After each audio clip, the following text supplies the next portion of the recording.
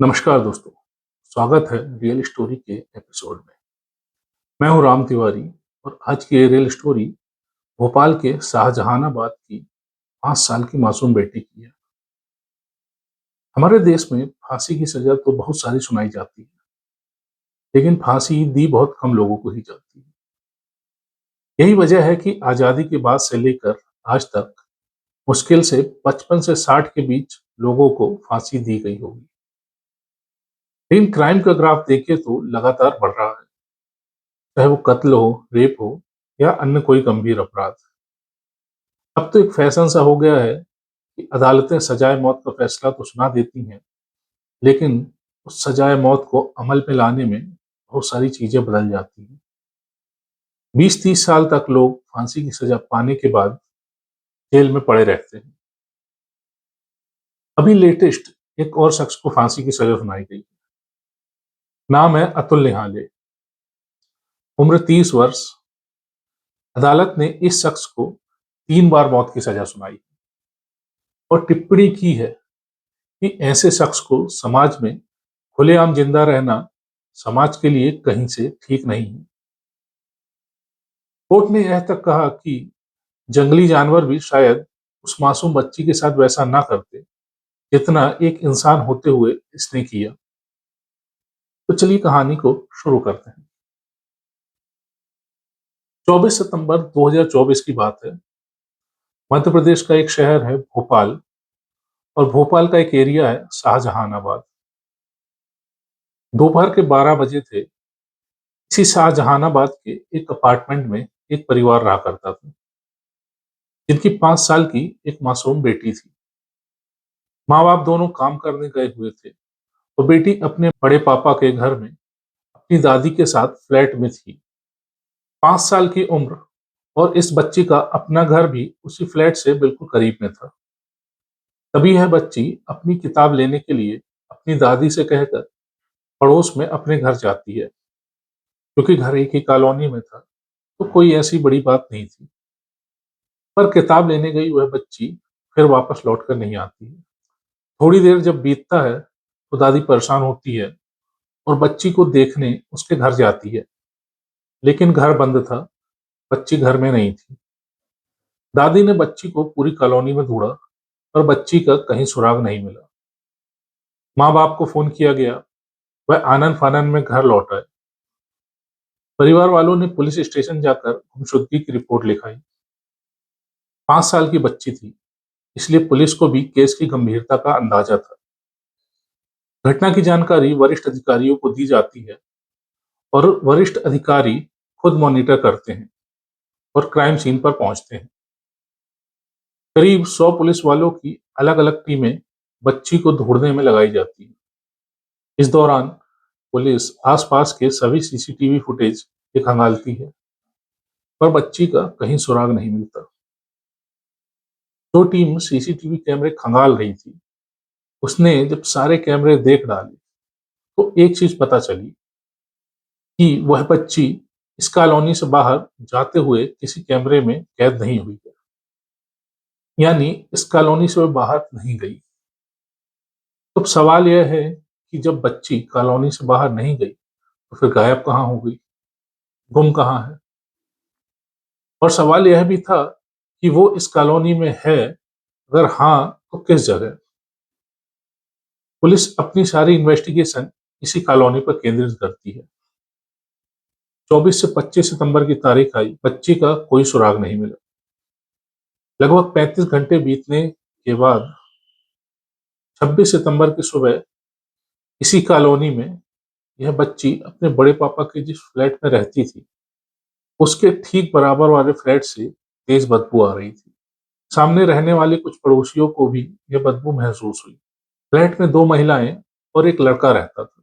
उनसे बदबू के बारे में पूछा गया, तब उन्होंने कहा, यहाँ पर शायद कोई चूहा मर गया है, तो हमने दवा डाली है। कुछ पल बीता। अचानक एक पड़ोसी को अनहोनी का एहसास होता है। साथ ही अन्य पड़ोसियों को भी लगता है कि मामला कुछ गड़बड़ है। उनमें से एक पड़ोसी ने फौरन पुलिस को फोन किया। उनसे कहा, साहब जो सामने एक फ्लैट है, तो जो बच्ची गायब हुई है उसके ठीक बराबर में यह फ्लैट है, वहां से बदबू आ रही है। पर फ्लैट वाले कह रहे हैं कोई चूहा मर गया है। जैसे ही पुलिस को इस बदबू की खबर मिलती है और वह भी उस बच्ची के बराबर के फ्लैट से, तो पुलिस का माथा ठनकता है। पुलिस को लगता है कि कहीं ऐसा ना हो कि बदबू के पीछे कोई मौत हो, कोई कत्ल हो, और कहीं वो 5 साल की मासूम बच्ची ही ना हो। पुलिस की टीम कॉलोनी में पहुंचती है, उस फ्लैट पर दस्तक देती है। अंदर से दो महिलाएं दरवाजे पर खड़ी थी।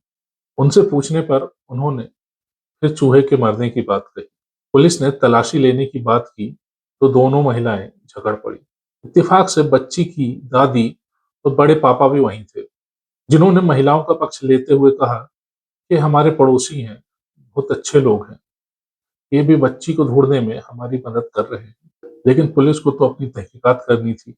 पुलिस अंदर दाखिल होती है तो बदबू और तेज आने लगती है। पूरे घर की तलाशी ली गई, कहीं पर कुछ नहीं मिलता है। तभी घर के अंदर रखे हुए एक टंकी पर पुलिस की नजर पड़ती है। एक अफसर जैसे ही टंकी के करीब गया, बदबू और तेज हो गई।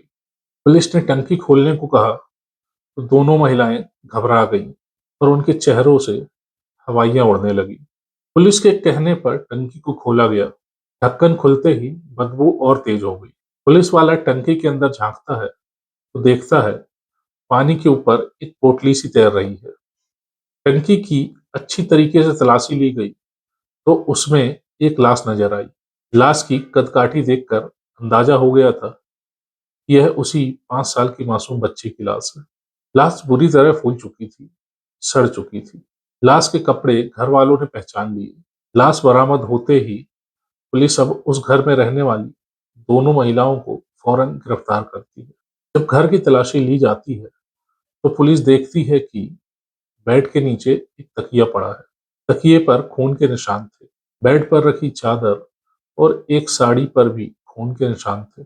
इन सारी चीजों को पुलिस ने अपने कब्जे में लिया और दोनों महिलाओं को अपने साथ ले गई।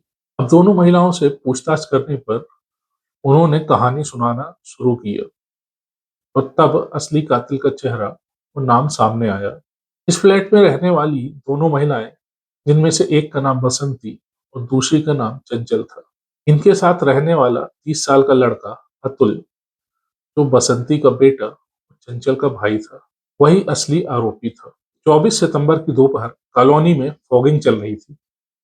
चारों तरफ धुआं था, सन्नाटा था। बच्ची सीढ़ी से उतर रही थी। अतुल दरवाजे से बाहर निकला। बच्ची अतुल को जानती थी, अंकल अंकल कहकर बुलाया करती थी। उसने बच्ची को आवाज दी, चलो बाहर, धुआं है, मैं तुमको अंदर लेकर चलता हूँ। उस वक्त अतुल की माँ और बहन बाहर गई हुई थी। अतुल बच्ची को अपने साथ कमरे में ले जाता है, दरवाजा बंद करता है, बच्ची का मुंह दबाता है और फिर उसके साथ हैवानियत करता है। करीब 35 मिनट के अंदर वह बच्ची पर तमाम जुल्म करता है, शोषण करता है और फिर गला दबाकर उसे मार देता है। यह सब करने के बाद अब उसे लगा कि लाश कहाँ ले जाए। फिर उसने उसको बेड के नीचे रख दिया। जिस तकिए से उसने मुंह दबाया था, तकिए पर खून थे। कुछ देर बाद अतुल की माँ और बहन दोनों घर पहुंच गईं। अब अतुल घबरा गया। शाम होते होते बच्ची की गुमशुदगी की खबर कॉलोनी में फैल गई। खुद अतुल, उसकी माँ और बहन भी मिलकर ढूंढ रहे थे। पुलिस कॉलोनी में घूम रही थी। अतुल घबरा गया। उसने अपनी माँ को बताया, उससे एक गुनाह हो गया। माँ और बहन ने पहले तो उसे डांटा, पर उन्होंने अपने बेटे के गुनाह को छुपाने का फैसला किया। बाहर पुलिस है, इसलिए उन्होंने तय किया, एक काम करते हैं, फिलहाल इसको टंकी में छुपा देते हैं, क्योंकि टंकी में किसी को पता नहीं चलेगा। फिर माँ, बहन और बेटे तीनों मिलकर बच्ची की लाश को पानी की टंकी में डाल देते हैं। टंकी का मुंह उन्होंने साड़ी, शॉल, बेडशीट से ढकने की कोशिश की ताकि बदबू ना आए। पूरे घर में अगरबत्ती, धूप बत्ती सब जला दी। 2 बार पुलिस आई, लेकिन टंकी के सामने होते हुए भी पुलिस का ध्यान उस टंकी की ओर नहीं गया। इसके बाद अचानक बदबू आई और इसी बदबू की वजह से पड़ोसियों ने पुलिस को फोन किया। पुलिस ने अतुल को भी गिरफ्तार कर लिया और तीनों ने अपना जुर्म कबूल कर लिया। कातिल और रेपिस्ट अतुल था। माँ और बहन ने सबूत और सच्चाई को छुपाने का जुर्म किया था। मामला कोर्ट में गया। सवा साल के अंदर कोर्ट ने अपना फैसला सुनाया। अतुल की माँ और बहन को एक-एक साल की सजा सुनाई गई। लेकिन अतुल को अदालत ने कहा कि इसने जो किया है, उसके लिए इसे मौत से कम की सजा तो मिलनी ही नहीं चाहिए और इसलिए अतुल को मौत की सजा दी गई। लेकिन अब फांसी की सजा पर मोहर हाई कोर्ट में लगनी है, फिर सुप्रीम कोर्ट, फिर रिव्यू पिटीशन और फिर प्रेसिडेंट के पास मर्सी पिटीशन। सवाल यह है, क्यों ऐसे मुकदमों में 20 से 25 साल लगते हैं किसी को सजा देने में? अतुल को भी पता है उसे मौत की सजा बेशक मिल चुकी है, लेकिन उसे मौत देना इतना आसान नहीं है। ना इतनी जल्दी उसे फांसी पर टांगा जाएगा, क्योंकि उसे पता है उसके पास अभी क्या-क्या कानूनी रास्ते हैं। हर मुजरिम को लगभग पता होता है और इसलिए हर मुजरिम का हौसला बढ़ता है और इसलिए यह सब जानने के बावजूद हमारे देश में रेप के इंसिडेंट कम नहीं होते हैं। ज़रूरी है कानून कुछ नज़ीर पेश करे और ऐसे गुनाहों में जिसमें 5 साल जैसी मासूम बच्ची का शिकार हो, एक टाइम फ्रेम बने। एक समय सीमा में lower court, high court, supreme court, president अपना फैसला सुनाए, ताकि साल 2 साल के अंदर उसे उसके किए की सजा मिल जाए। पर पता नहीं ऐसा कब होगा, होगा भी या नहीं, किसी को नहीं मालूम। दोस्तों, ये कहानी यहीं तक। मिलते हैं अगले वीडियो में। तब तक के लिए जय हिंद।